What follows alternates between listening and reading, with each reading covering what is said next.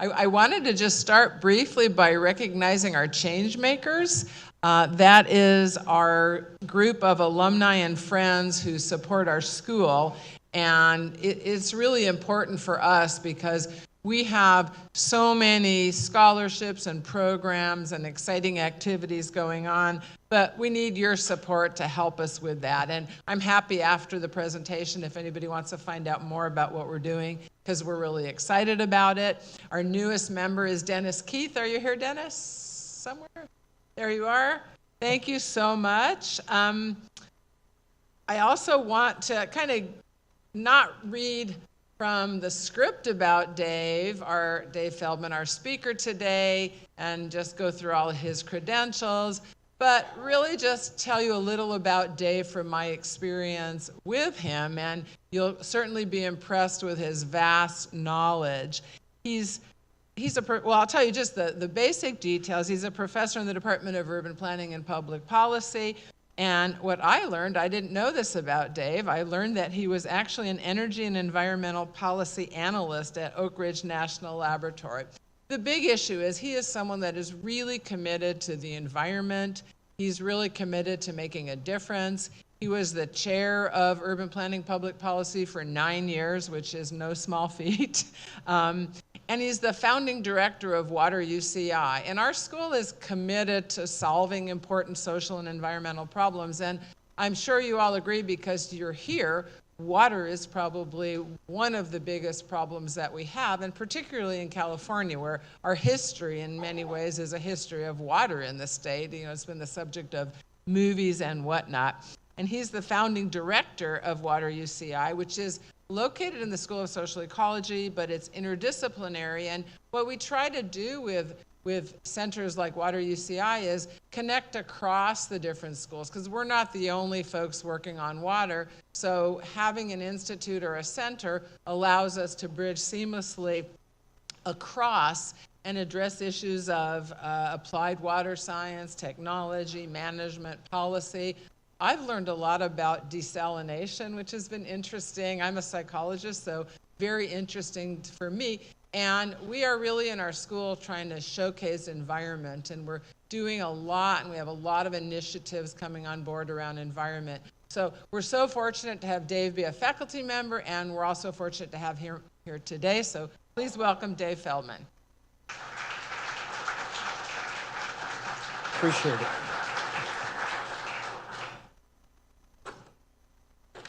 Well, good morning, everyone. It's a great pleasure to be here this morning and to see many familiar faces, including some former students of mine, proving you must be gluttons for punishment for coming to listen to me. We're going to talk about California's drought and whether or not we're prepared for the next water crisis. I want to cover three things this morning. We're going to talk a little bit about this past drought, what drought is, why it's important, why we're going to continue to have droughts.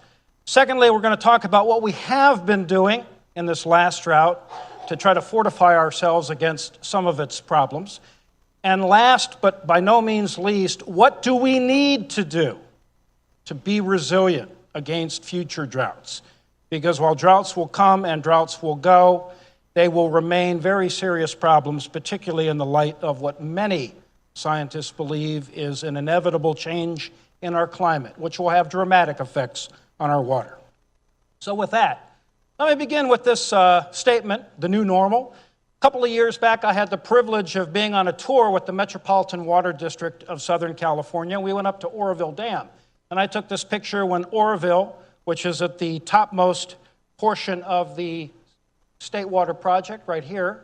Shasta is part of a federal project, but Oroville is part of the State Water Project that provides water for much of California, including our region. Oroville was at 40% elevation at this time, really very, very drought-stricken.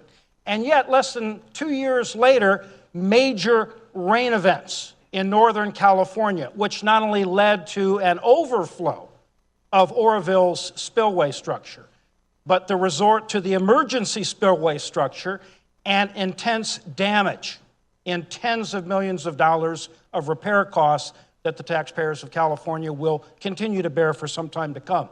I like this picture for a couple of reasons. One is because it really underscores the crisis that we're facing in California, in the Southwest, and worldwide, and that is intense climate variability. We worry when it rains, we worry when it doesn't.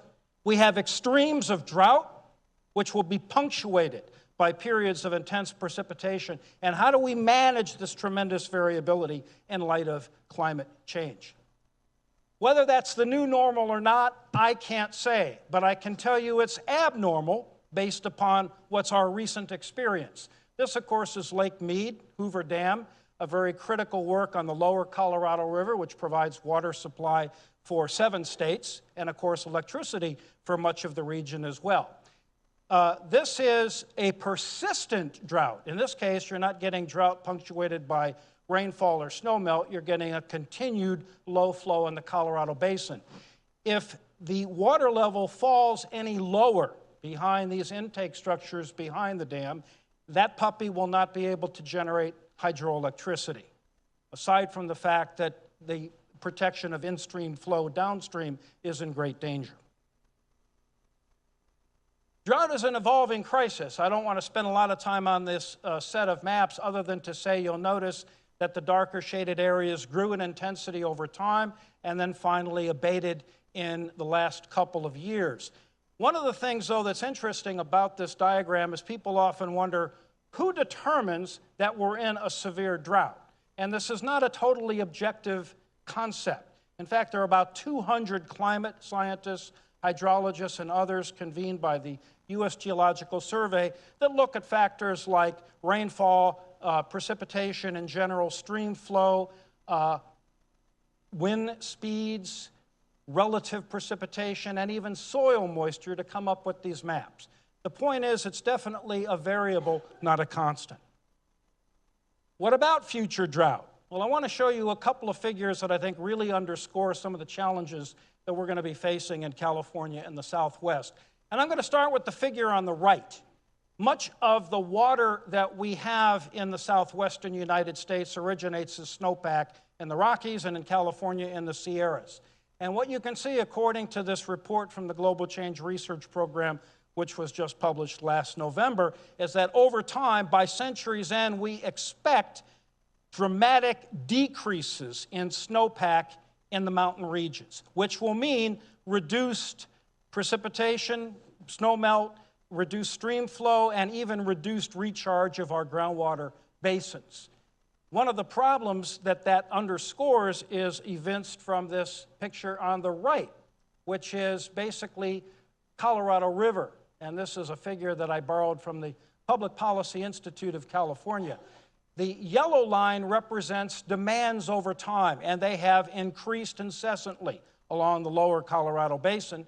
But supply, represented by the blue line, has varied and in recent years has actually declined. We're now at an intersection where we're actually committed to more water from the Colorado Basin than there is stream flow in the Colorado Basin. That clearly is not sustainable.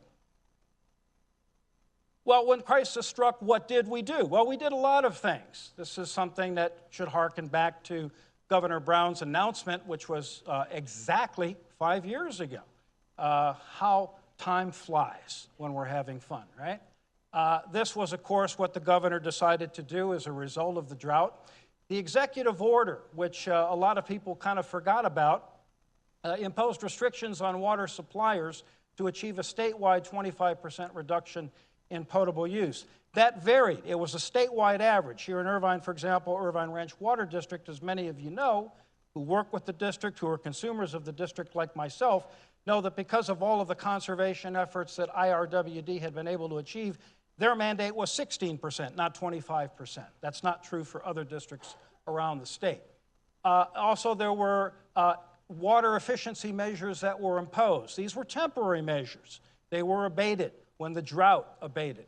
But nevertheless, a lot of things that economists and others would call low-hanging fruit, things that just made a lot of sense. Reducing water use, increasing efficiencies, not irrigating your sidewalk and your driveway like some of my neighbors do, things that just kind of make a lot of sense. We did reduce water demands. As a matter of fact, as these figures show, even before the drought, many water uses in California, both urban and agricultural, actually plateaued. What's interesting is that the reduction accelerated during the formal announcement of a drought, and that was very, very helpful. One of the things that the bottom figure notes is something that we don't often talk about in California, and that is that, in fact, agricultural water use, we often, particularly in urban Southern California, want to blame farmers and agriculture for profligate water use. In fact, water use has been reduced in agriculture, and in fact, farm gross domestic product has actually increased. So there has been some progress made. There can be more progress for sure, but some progress has been made. So don't talk with our mouths full, as my mom used to say. But we abated our water use only for a while.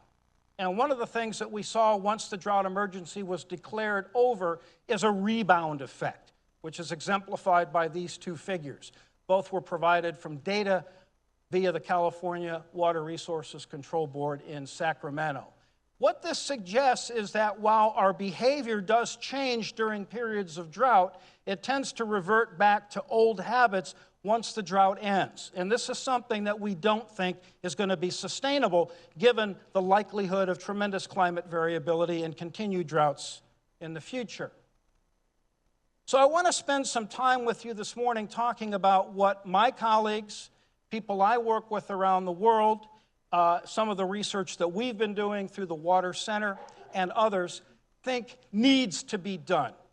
And rather than use the word sustainability, which is a word we often throw around, I'm going to introduce or reintroduce a different word, which is resilience. That is to say, droughts will come, droughts will go. We can't talk about sustaining something when we don't have a natural availability of water.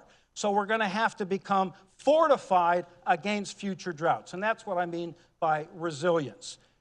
A few years ago, Water UCI had a statewide conference on the California drought. A number of you in this room attended that meeting. All 9 major campuses of the University of California were represented at that meeting, as well as researchers from other institutions around the region, as well as water agencies and others. And what we did in our convocation was to produce then an article synthesizing many of our findings. And this was co-written with our colleagues at some of the other universities and appeared in the journal Nature, and was simply called Water and Climate, Recognize Anthropogenic Drought. Translation in simple English, human-caused drought. Wait a minute, I thought droughts were natural. How do humans cause drought? Well, our basic argument in this paper was that droughts are natural. They come, they go. Climate change will make them more frequent and intense. But it's our behavior, our activity that worsens their impacts. And one of the things that we forgot in the major drought that we just had in California is that there are also ecological impacts. You and I were inconvenienced. Our taps were not shut off. There were many sacrifices that many people made. But fish, who need water usually every day, really did suffer. And that was one of the things that is not really discussed very much as a result of this major drought. So in thinking about resilience, we have to think about averting or mitigating environmental impacts. So what do we mean by resilience? Well, we mean many things, but basically we mean a transition, a gradual but nevertheless an inevitable transition to renewable, low-energy water sources, reliance on more integrated management. Don't look for a single panacea because there ain't one, but to use a number of different innovations in cooperation linked together, and of course, better conservation. So what does resilience really look like? And in a book that I wrote a few years ago, after much agonizing, the publisher came up with this totally original title of Water. I've never understood the publishing industry. Anyway, getting back to where we're talking about, resilient options basically have 4 factors, 4 components to them. They are technically feasible. Science and engineering has to support it. Obviously, we have to start with what makes engineering sense. What works to provide additional water supply or to use water more efficiently? But we also have to consider economics. Are the options that we choose affordable and equitable in terms of the burden of the costs and how they fall upon various groups? And you can't just determine that in a vacuum. You have to compare the options to viable alternatives. This is where we get into debates between should we use desalination, should we rely on wastewater reuse? We'll get to that point in a few moments. And of course, environmental impacts and risk. Every option, even conservation, has some sort of a risk to somebody. Can those adverse impacts, if they exist, be mitigated? That's a crucial item. And finally, and this falls clearly in the realm of research that I, as a political scientist, do, and that is, are the options publicly acceptable? Does the public trust and have a voice in shaping options? And that includes confidence in the institutions that manage the options. This is critical not only in California, not only in the US of A, but worldwide, as we will see. Oh, let's let the cat out of the bag and start with seawater desalination. This is a figure that came out of an article in Science magazine a couple of years back looking at the various energy uses that go into desalination. And in fact, desalination does raise a lot of questions, as all of you in this room know. It is expensive per unit of water. It is high energy consumption, though energy consumption, many advocates would say, is going down over time. It's still an important factor. It's one of the factors that leads to the cost. There are, of course, environmental impacts that have to be mitigated. Can they be? Open question. Many people are debating this as we speak, here in Singapore, in Israel, in Saudi Arabia, and elsewhere. That is entrainment, trapping of small aquatic creatures. And of course, brine disposal. What do you do with the solid salt saline wastes? Do you simply disperse them back into the near ocean environment? And is that safe and ecologically sound? Aesthetics. Here in California, we love our coastline. Desalination plants can be noisy. They certainly have a large land footprint. These are real issues. You can't simply dismiss them and say, well, they're not important. Who cares what the public thinks? And what I would argue, and with the asterisk is something I added, is the synergy with other sources. Again, I'll come back to an earlier point. If this is one of the options you select, you can't simply rely on this option alone. There are no options that, in fact, are panaceas. So how does this option intermingle with other available and possible options? So what about some answers in terms of addressing concerns? Well, this is the Carlsbad Project. I'm not going to go into the details. You can see them yourself. It's an expensive project. Water unit cost is about $1,800 per acre foot. For those of you who are not math majors, an acre foot is about 326,000 gallons. Okay, it's about enough water to support 2 families of 4 for about a year. California, 1 single acre foot. There was an on-site energy plant, so that was one thing that was available. Diffusers were used for the brine, are being used. This is very critical. Long-term rate agreements to basically lock in the charges that were imposed on consumers in North San Diego County, and some integration with other sources. In San Diego's case, there really isn't an available groundwater basin in which to store large amounts of water, so it had to be integrated with other available sources. And because there seemed to be relatively few options and the costs were spread out, public support. But in thinking about desalination and whether or not it's a viable option, particularly given that rubric that I introduced before, it might be good to think about some international lessons. And I want to revert to Israel, where I've done a lot of work with some colleagues at Tel Aviv University and other places. Many of you know that after the last major drought in Israel in the early 2000s, the country committed to building 5 privately owned and privately operated desalination plants, which produce roughly 80% of the country's urban supply. Most of the cities, of course, Haifa, Jaffa, Tel Aviv being along the coast.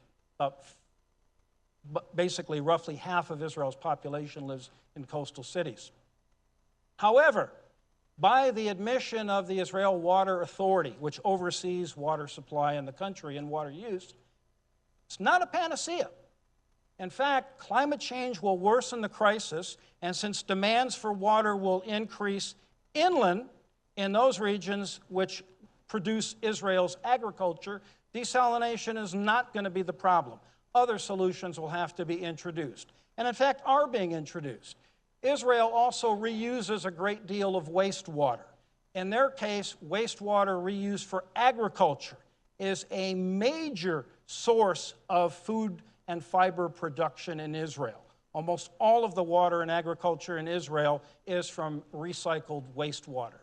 They also aggressively pursue drip irrigation and the mandates of water-saving appliances in all communities.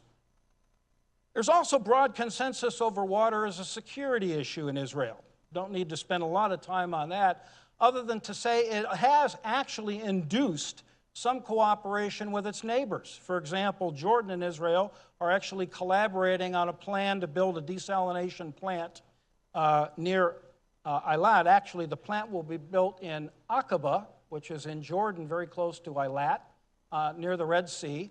And in fact, the water will be transferred up into the Dead Sea to try to restore that water body and its ecological character.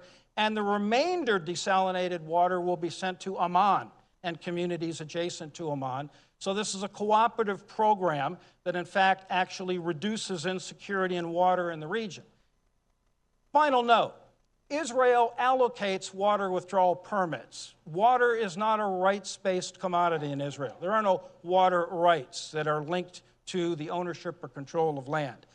When you put all these things together, you have not a panacea, but a policy choice that was made not only because it seemed to make technical sense, but it had some economic sense. It certainly related to other risks that were trying to be mitigated, and it had large public approval. Some of you recognize Wilfred Brimley, the actor. This is a pun on reusing wastewater, but in fact, the concept of porcelain springs is not simply a figment of an advertising genius's imagination, but is something that we actually do. And of course, we do it right here in Southern California. The Orange County Water District is the largest purveyor of recycled wastewater to recharge our groundwater basin.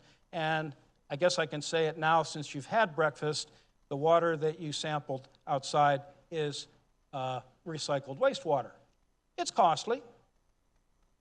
It has some energy consumption issues associated with it. There are some health concerns about what needs to be done to ensure that wastewater is clean and pure enough and safe enough to drink.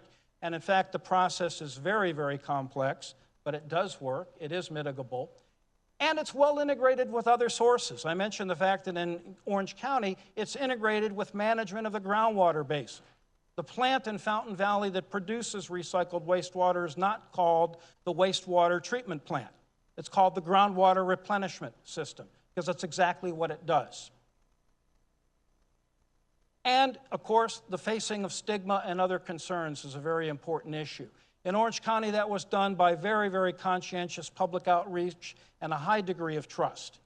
In other communities, particularly the San Fernando Valley, part of Los Angeles, where reuse has been discussed for many years, that remains an issue, and it's one of the barriers to adopting reuse on a large scale. So what about this issue of addressing concerns?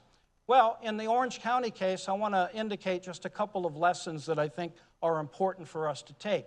And I'm going to start with this chart on the right. I apologize for the fact that it's a little difficult to read, but basically what we've seen over time is that this purple, appropriately enough as in purple pipe, has increased. This is water that's generated by the groundwater replenishment system, which replenishes our groundwater basin and then becomes the source of our water supply. Over time, that's going up, while reliance upon imported water is decreasing.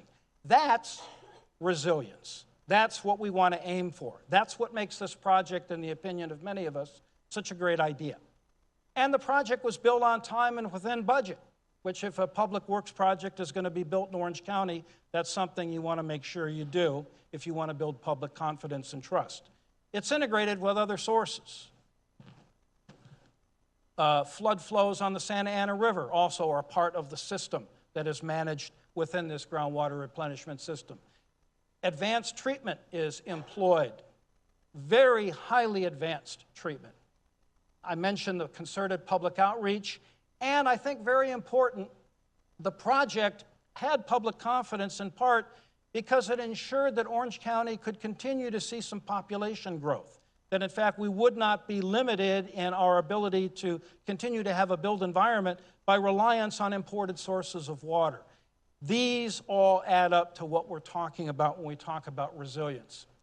But what about other places? Well, let me turn to another example. We've worked with some colleagues in Australia over the past several years, and Australia, which went through what was called the Millennium Drought between roughly 1996 and 2010. It got that name, by the way, because climate scientists in Australia said the last time the subcontinent probably experienced a drought of this magnitude was maybe 1,000 years ago. Think about that one. The government at all levels in Australia employed a system of public engagement to encourage reuse, mostly for non-potable uses. In fact, there were discussions held in all major cities and even in small communities around Australia. What should we do? Here are some ideas we in the water agencies have. What do you folks in the population think we should do? It was a two-way discussion. And basically, what was adopted was a tremendous reliance on reuse and introduction of other innovations in conjunction. And again, resilience being the goal. So rainwater tanks. You drive through cities like Melbourne, and you're considered unpatriotic if you don't have a rainwater tank in your yard. When it does rain, you can use that water for your gardens. You can use it to wash your car. You can even use it to wash laundry. Water storage in parks and marshes, and replumbing homes to use gray water from washing machines, dishwashers, and so forth, in conjunction with rainwater tanks to actually re-engineer the household and actually use every source of water to maximum efficiency. This figure at the top right is one that my co-authors and I generated when we produced an article on what went on in Melbourne. And the bottom line here is that reuse, recycled effluent, definitely was a major source of water supply and remains a significant source of water supply, but mostly for non-potable uses. Once the drought officially ended, reliance on pure recycled water for expedient use tended to decline because the public said, we prefer not to use that if we don't need to. Now in Australia, the recycled wastewater is not stored in a groundwater basin in Melbourne. It was direct potable reuse. So that was part of the issue, and it remains a legacy of what's taking place in Australia today. Also, I mentioned policy reforms. The government of Australia mandates that during a drought, all water agencies must collaborate on mutual plans for drought management. I want to talk a little bit about conservation. Those of you here in Irvine, this is going to sound pretty familiar to you, but you know that Irvine Ranch Water District was a pioneer in an inverted tier pricing system. The more water you use per unit, you pay more for. Does it work? Well, this budget-based system definitely discourages overuse. We know it for a fact. We've seen a 50% reduction in per capita residential use since its introduction in the early 90s. And the average residential use per person per day is among the lowest in California. This is all very good news. But even Irvine Ranch Water District realized that in the throes of our last drought and in the prospects of future drought, it may not be enough, which raises the question, what else can be done? Well, prior to the drought, IRWD offered a turf replacement rebate program. The program still exists. And we, in collaboration with Water UCI and Irvine Ranch officials, were offered the opportunity to do a study. Not, mind you, on how much water was saved through turf replacement, though that's something that we hope to do in the future, but who and why are people adopting turf replacement? Basically, trying to understand if one can change behavior during the midst of a drought.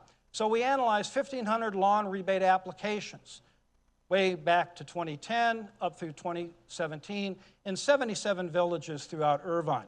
And what we found is that as the drought worsened, Google searches in this area for turf rebates increased, as did turf removal rebate applications. Now, this is a very crude sort of social survey, but I think it gets the point across that all of these things increased, and they all dramatically increased once the governor declared a drought emergency. Lesson here: leadership is important. Public information is critical. And of course, we can take any good idea a little too far. Some of you might remember this interesting little anecdote. Tony Corcoran was a sort of self-designated drought police person, and he spent his time in communities throughout the LA area trying to discourage people from watering their lawns during the heart of the drought.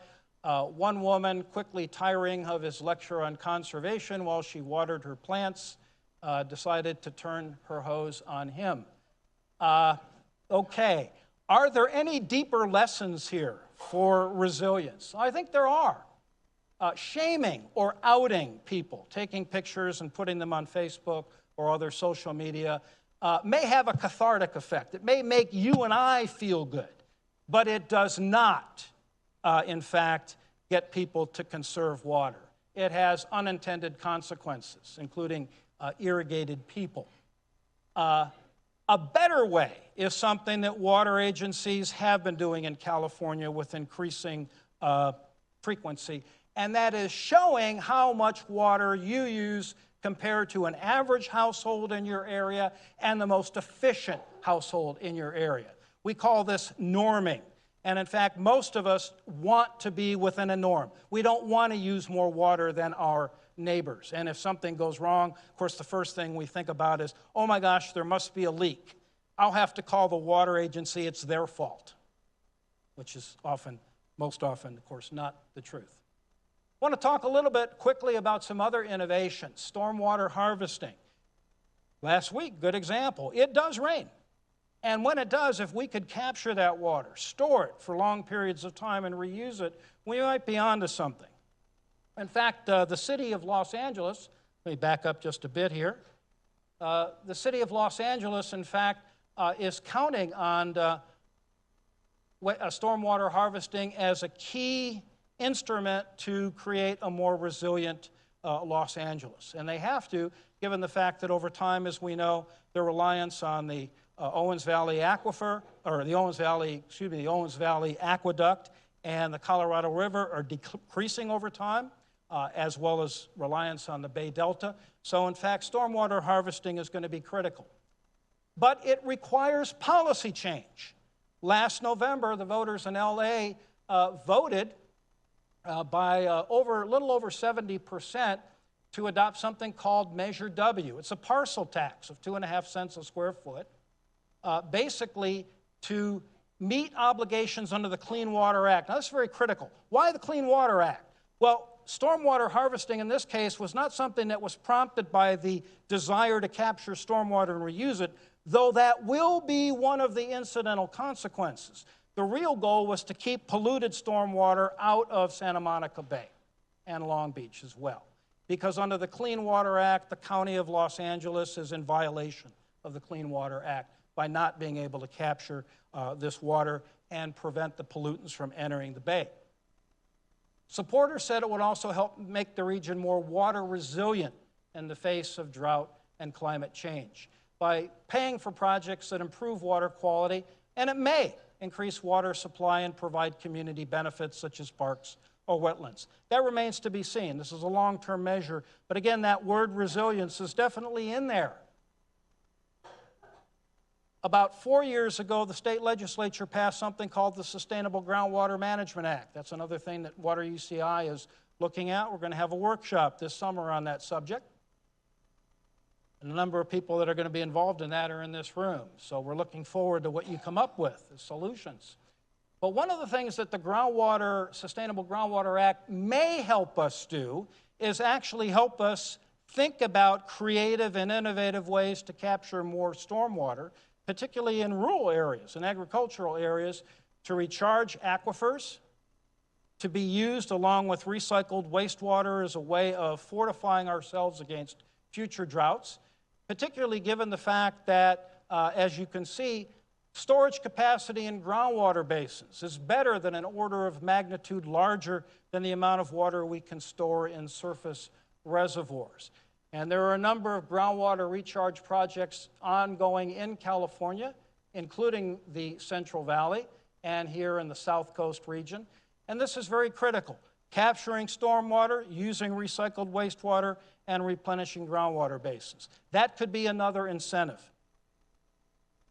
There are some international lessons that are useful to note. These are two cities, Rotterdam and Copenhagen, in which their problem is not so much drought, but more intense flooding as a result of climate variability.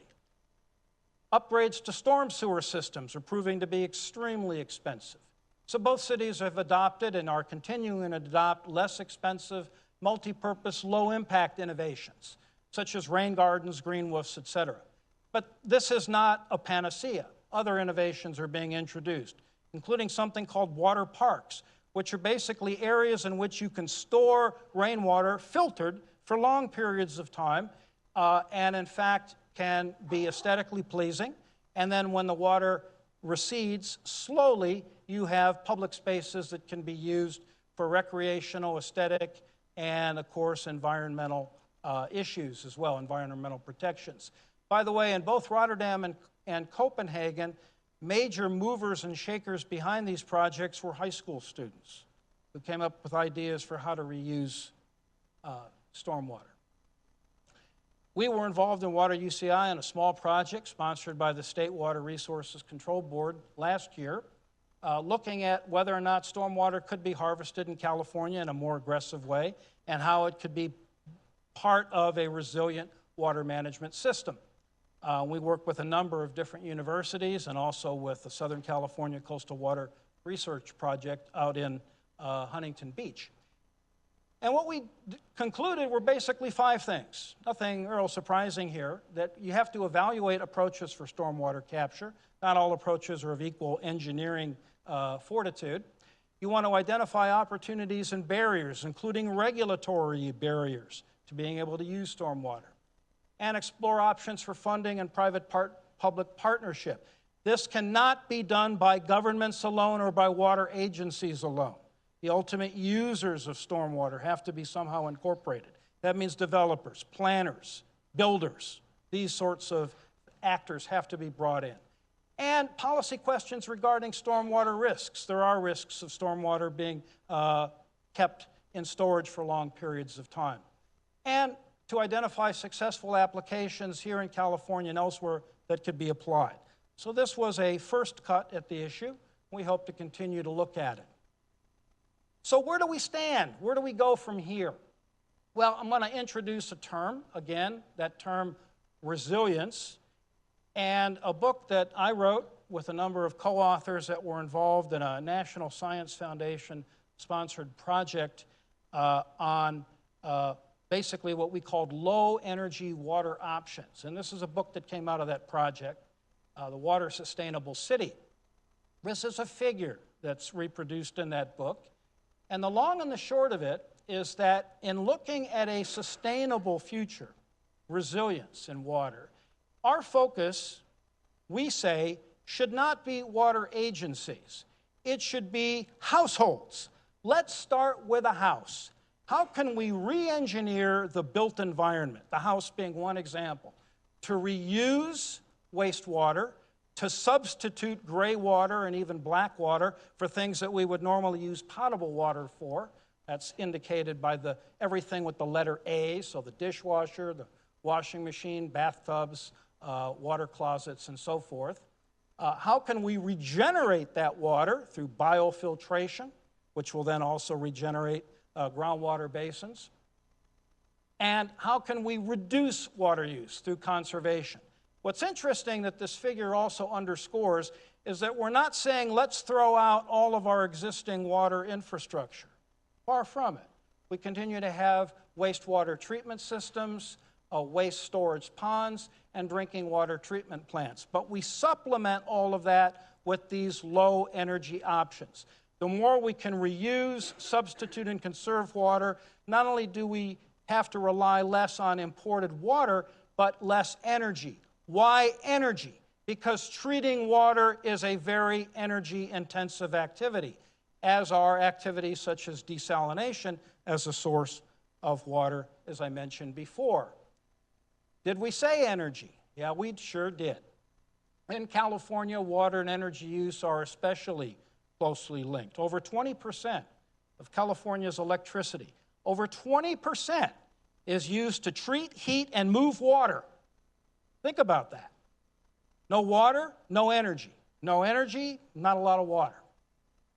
We did a study in conjunction with the Department of Energy about 3 years ago. A number of people that were involved in that project, including Brian Taroa, is here. And what we did is we produced a report that identified needs for developing more spatially and time-burdened compatible data between electrical utilities, electrical agencies, and water agencies.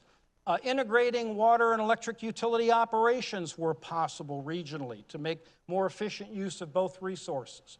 More joint energy water projects working together to figure out ways of both efficiently using energy, efficiently using water, and reducing logistical barriers to collaboration, which include regulatory silos. These are industries that are regulated by different government entities and operate under different criteria. We produced a report. I'm not sure if it's still up at the Department of Energy's website, but I can guarantee you we can make it available to you. We have a site that it's available. And we wrote an article for the American Water Works Association talking about ways that we can do the things that I mentioned here. What are some other things that we can do? Well, going back to the theme of the talk, resilience indeed begins at home.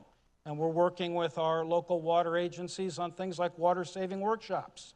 If you're going to harvest stormwater, if you're going to tear out your turf, what can you do to use water more efficiently? And in fact, this is some examples of what we do, water-saving workshops with local water agencies. Education, extremely important. From graduate education, and we have fellows that we sponsor who work on international projects related to water management, as well as domestic projects here in California and throughout the United States. Many of you have been to those events. We love our outreach program. We think it's one of the best things that we do.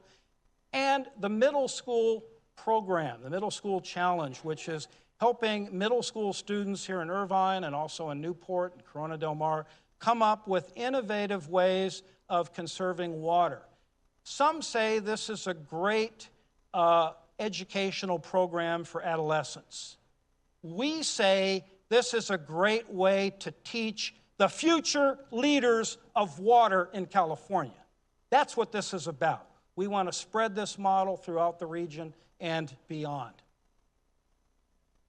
Stakeholder engagement is important, whether it be in Los Angeles, where we've written on innovations to manage water, working with our colleagues in Israel, looking at ways of reusing water and also managing arid regions and the challenges they face in water management. That was one of the things that the BMI, which is the Policy Institute at Tel Aviv University, and us are working on. And even an urban water atlas for Europe. We work with a group called Network H2O, which is affiliated with the European Union, looking at what cities can do to conserve water. Many of you remember all of the news about Cape Town last year. Probably a good place to end this discussion. Cape Town is a harbinger. Could this happen here? Hope not, probably not.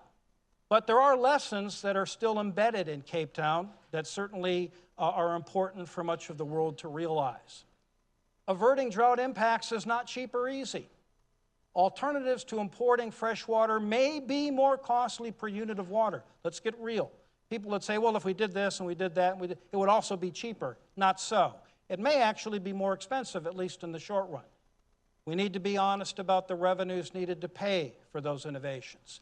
And we need to work to build public trust and confidence. Our research in Cape Town notes that, in fact, for the last 25 years, there had been warning signs on the horizon that a water crisis was coming, not only through protracted drought, but through population growth and the failure of local and regional water agencies to invest in infrastructure upgrades. So this was not a sudden crisis. This was an evolving crisis. So we need to work to build public trust and remember that the social and economic costs of doing nothing are greater than the costs of doing something. How not to prepare? Good place to end.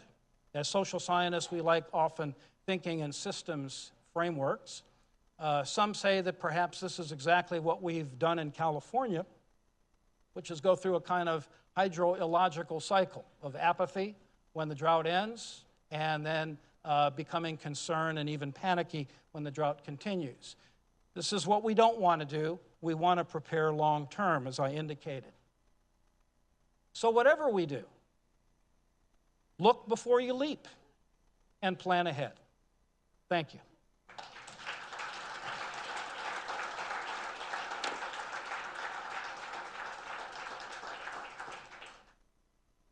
We've got time for questions. Yes, sir. Thank you. When you talk about capturing stormwater, is that something you can put, are those devices you can implement and install in current catch basins, or does it require complete reinstalls? Yeah, so it's interesting. And in fact, Australia is a good example to use here. Australia, they actually have a legal system that distinguishes rainwater from stormwater. Now, you might be doing, as I was about to do when I first heard that distinction, Rainwater is whatever you can capture on your property. Stormwater is whatever flows off your property and then becomes the responsibility of the local government, the local councils. In either event, what you can do is use this water for purposes that make sense depending on the application. If it's capturing water off your roof and storing it in a tank, you can certainly use it for certain applications, but not potability, not without treatment, because whatever falls off your roof is going to be contaminated with pollutants, and you don't want to drink that water. But you can use it for, as I indicated, other purposes. Now, what about all that stormwater? Same problem, only multiplied. Pesticides, rodenticides, fertilizers, oils, chemicals, all over paved surfaces. You can't simply use that water, you have to capture it and somehow treat it. Biofiltration is one means. You can capture it in parks and marshes and actually filter out a lot of the organic contaminants, but a lot of the inorganic contaminants still will have to be treated. There's another wrinkle to this, and it's a wrinkle that particularly applies in areas of the western United States. In areas where you follow very strictly what we call appropriation law, okay? Whatever water flows through a watershed and ends up on my property is my water. I have a legal right to that. If you capture that water and intercept it, you're actually interfering with my water right. Now, that's not a problem we have in Orange County, but it was a problem they had until a few years ago in Colorado, until the legislature intervened and said, no, you go, yeah, fine. You can capture rainwater and harvest it, and you won't be in violation of somebody's appropriation right downstream. But these are some of the dynamics that really play into this. Does that help? Yeah. Other questions? Yes, sir. In the back. The bill that was pending for creating greater reservoirs in Northern California, do we have any? Yeah, so this is a great question, and this is an issue that's been recurring in California. Some of you might remember before our most recent drought, Governor Schwarzenegger, in fact, advocated very strongly for far upstream reservoirs. There continues to be discussion, but if going back to that framework I used about, what makes an option resilient, technologically it can work. You can certainly build dams upstream. Economically, it hasn't been costed out, which is what we always do with major water projects, so we don't really know if it would be an efficient or equitable means of providing water. But when we go down to those last two components of the matrix, we go down to risks. Well, the risks to ecology are considered to be very high and onerous and probably not mitigable. Building dams far upstream can in fact endanger species of fish that are already threatened. So that kind of is putting the kibosh, at least thus far, on aggressive move toward that. And public acceptability. Quite frankly, Californians don't seem to be of a mind to say, let's build some more dams, and let's build them further upstream in the foothills of our mountains. So those are obstacles, and that's why things haven't moved on that particular front. Yes?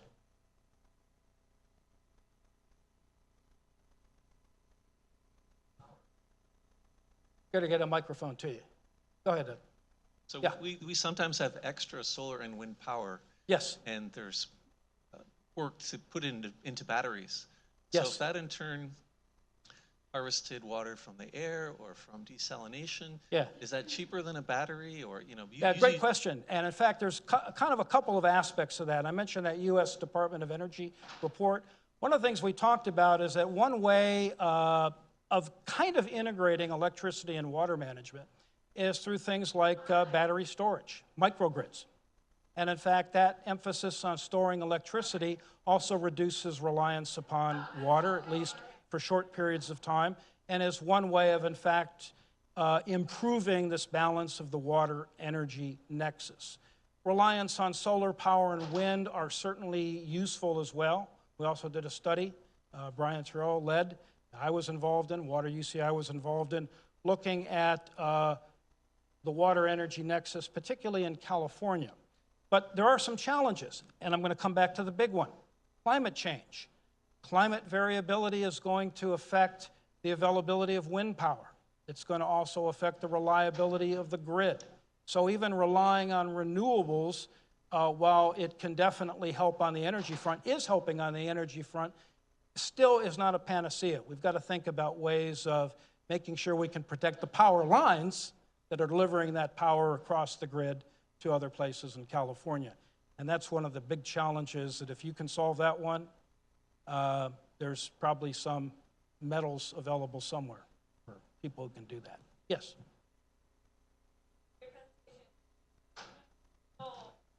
Thank you so much. Regarding some of the additional funding that's coming in with Measure W, with Yes. SB1 staying on board, and then with Governor Brown recently changing the definition of sewer to now include stormwater as well, there's a Right. potential for a huge influx of funding to come in. Are Right. there any high priority projects that you would recommend some of our municipalities kind of go after, some low-hanging fruit, for example? Yeah, so quite frankly, I mean, in working with various agencies around the region, what we found, whether it be the water utilities, the retail water providers, as well as the wholesale agencies like the Met, and the Public Works Agency, Orange County Public Works, I would say they're already pretty much on top of the notion of what kind of projects can be developed, and in fact are thinking very long and hard about priorities. The big challenge, and you see this in Prop 1 and a number of the other props that you mentioned, is that in all cases, what the state wants to see, and what we see in all of these measures, is a bottom-up approach, basically saying, we in Sacramento are not going to tell you what projects to develop. You figure it out. You folks are going to have to partner across agencies, across local jurisdictions, because that's the only way things like stormwater harvesting, as we know, can really work. So you need to come up with plans, be willing to put political capital and some economic capital behind it, and develop the partnerships, and we'll support it. That, I won't use the word roadblock, but I will say is the thing that I think has provided the greatest inertia against what many were hoping would be a very dramatic change in the culture toward these projects. It'll happen, but it is a bottom-up process, and it should be a bottom-up process. I think that's the way it works best. So the agencies are behind it, the public works authorities are behind it.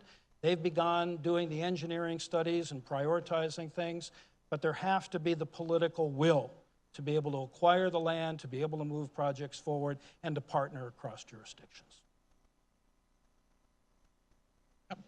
Yeah.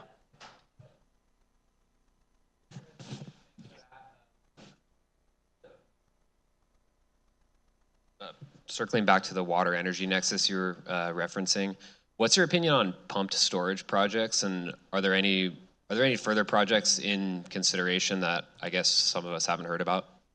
Yeah, so pump storage is an interesting concept because, of course, when you try to explain it to any layperson, they go, wait a minute, you're using electricity to move water uphill, and isn't that expensive, and isn't that energy inefficient, and blah, blah, blah, and blah, blah, blah. Well, as we know, no, it isn't. In fact, it can make sense if the power you're using is off-peak power, and then you're using the pump storage project to generate electricity during peak periods, peak demand periods. It can work, and in fact, there are innovations that have been done, particularly in Arizona and here in parts of California on pump storage. There are some challenges, however, and the challenges sort of harken back to some of the things we talked about in terms of particularly environmental risks and public acceptability. Can you sell the public on these projects? Can you find appropriate places to do it where the environmental impacts can be mitigated? And of course, who will pay for these projects? It doesn't make sense everywhere in all places, but it can make sense as a very significant way of using energy that would have just gone off the grid and not being put to use in terms of a future supply of water. So it can be done, and it should be done. You have to look at it very carefully within this larger mix. We have time for one more question, Okay. and Stephen has been raising his All hand right. since Okay. you asked for a question. On? Okay. First of all, let me.